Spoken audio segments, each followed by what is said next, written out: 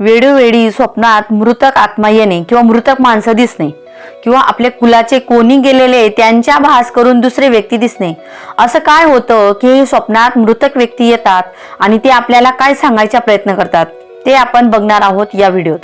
तुमच्या कुलात कोणी अकस्मात मेलं असेल, ॲक्सिडेंट होऊन, आत्महत्या करून किंवा पाण्यात बुडून किंवा हार्ट अटॅकने अशा बऱ्याच प्रकारे मृत्यू झालेला आहे का?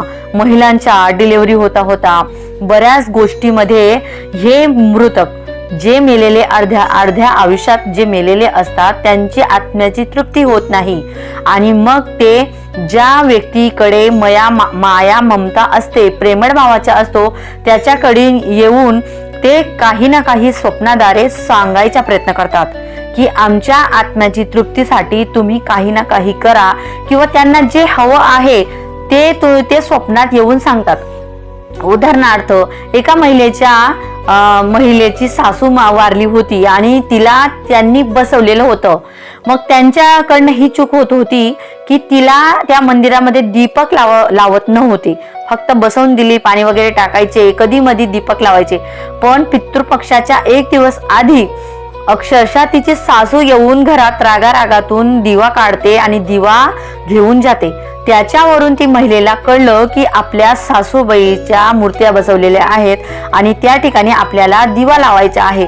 असे संकेत, काही ना काही संकेत देऊन आपले पितृ आपल्याला सांगायचा प्रयत्न करतात. तुमच्या घरात अविधवा नवमी साजरी केली जाते का? पितृपक्षात तुम्ही पितृ बसवतात का? श्राद्ध विधी करतात का? तुमच्या घरात वारलंय का कोणी? आणि जर वारलं असेल पितृपक्षात, आपण पितरांचे वारले असतील की अन्यथा नसतील, पण पितृपक्षात आपण जशी दिवाळी साजरी करतो, जशी नवरात्र साजरी करतो, त्याचप्रमाणे आपल्याला पितृपक्ष सुद्धा या ठिकाणी साजरा करायचा आहे. प्रत्येक तिथीला आपले आई वडील किंवा आजोबा आजी, आई आत्या अशा वारल्या असतील त्यांची या ठिकाणी तुम्ही श्राद्ध विधी करायला पाहिजे. तुम्हाला प्रखर दोष असेल पितृदोषाच्या, तुम्ही डिस्क्रिप्शनवर जाऊन बघू शकता. तर पितृदोषाचे लक्षणे, युट्यूबला खूप व्हिडिओ आहेत पितृदोषाचे लक्षणे. तुमच्या घरात जसे पितृदोषाचे लक्षणे दिसले तसे तुम्ही तुरंत ह्या व्हिडिओ बघताच तुम्ही नारायण नागबली करायला गेलं पाहिजे. कारण नारायण नागबली ही 15 दिवस शुभ फल देणारी असते. इतर कुठल्याही वेळी आपण केली तर त्याचा प्रभाव कमी असतो. आणि नारायण नागबली तुम्ही हा व्हिडिओ बघत असाल तर नारायण नागबली स्पेशल त्र्यंबकेश्वरला जाऊन त्याचं पुण्यफल 100% भेटतं.